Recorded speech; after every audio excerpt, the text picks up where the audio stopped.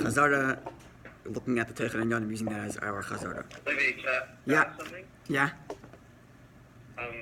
If we're saying that the whole, in this ice, the Indian of revealing the true essence of the Yid through the Avodah, this Chalka Yisbarech, that it was already, because he's so deep rooted in the essence of Hashem, that in that light, what's the whole necessity of the Veld and the whole Biyah to begin with? If it's an Avodah Sapirurim, okay, that's understandable, transforming the world. But if the whole point is to reveal who the Yid is, in the essence, he didn't have this struggle. They were creating a struggle to go back to what he was to begin with. Well, Kanida, this doesn't address it here, but addresses it elsewhere. The Kanida, that the true test, if you will, to the oneness of Hashem and the Yid is when they start out as separate, or seem to appear as separate. In the same way, in Avodas B'Rudim, the big chiddush is that in the place of Biyah, which starts out that it seems as if it's separate from Hashem, should become one with Hashem. So similar with a Yid, that a Yid starts in a place that he seems to be independent of Hashem, and there he should reveal his atmistic connection to Hashem. So it's about the Yid or the Veld that we're It's about the Yid. revealing? It's about the Yid. Meaning the deeper, the Oimik Yoser of Avodas B'Rudim in Veld is the Yid. Right. That's the Oimik Yoser. The famous mashal to see if the prince is true. Mashal Azayar. Okay, Teichen and Yonim. Basi L'Gani Yud Shvat Tashin Mem. Ha'inyin Basi L'Mikdash Chat B'Seicham. The idea begins with the idea of Hashem asks for a mikdash in which he's going to dwell amongst the Yidden v'chein shar patim Yitzias Mitzrayim, and the same thing is true with all the details of Yitzias Mitzrayim, as he mentioned there. Chaymer Levenim, who nitzchim meshach kol Torah, every part of Torah, even the making of the Mishkan, which you don't have today, but still its messages and the Exodus from Egypt are eternal. Gam b'zman Golus, even in Golus, and therefore there's a lesson in Avodah for us as well, the way in which the Yidden came out of Mitzrayim. V'zeh Hashem beganim, and this is connected to the pasuk Hashem beganim, which, as the Maimer said, is koyal k'netzes Yisrael k'vishim b'zman Golus.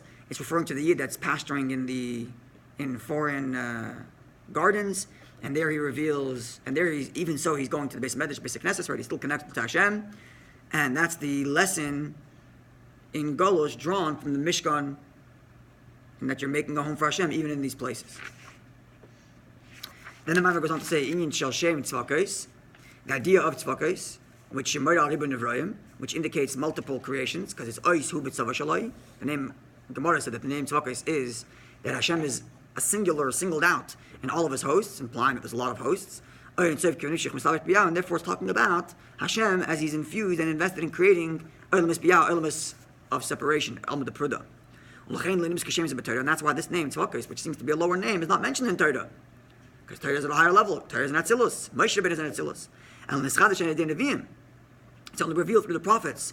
Chana, Shmuel, and then the later prophets at the end of the first Beis Midrash. Moshe Rabbeinu, because Moshe Rabbeinu, the Torah was given by Moshe Rabbeinu.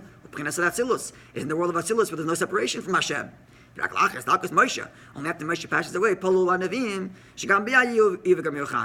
Nevi'im, who live in the lower world, unlike Moshe Rabbeinu, but they effectuate that in that lower world there shall also be oneness with Hashem.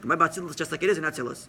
The Indians in Asa idea, and then this happens through the work of the Yid, and during the time of the prophets, in the time when Hashem is not obvious, in the time of Biyah, with Prapis Managolas, especially in later generations as we get into exile, where we're mamish in Elonis Biyah, where mamish in the world is a separation.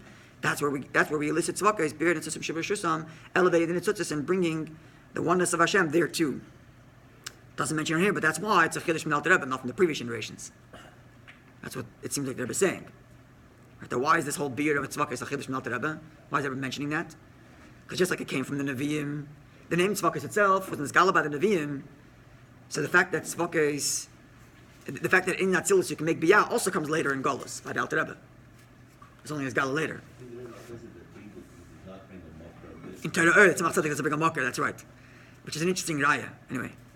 Now, as everything doesn't just say, how do I know it's the Alter Rebbe's Chiddush? Because I haven't seen it anywhere. No. The Tzemach Tzedek doesn't make a raya in Torah, therefore it must be the Alter Rebbe's Chiddush. It's an interesting thing. Anyway. And this is the connection between Tzivus Hashem, which is the avoid of the Yid, Tzivos being secondary to Avaya, to the name of Tzvakos itself, the name of Hashem. Namely, Yisrael Nikbashim Tzivos Hashem, Yidden are called Tzivos Hashem, the legions of Hashem, because of their work in elevating the sparks, to bring Atzilus into Biyah. To the point that all these the tzutzis become one with Hashem, incorporated, absorbed in Hashem. And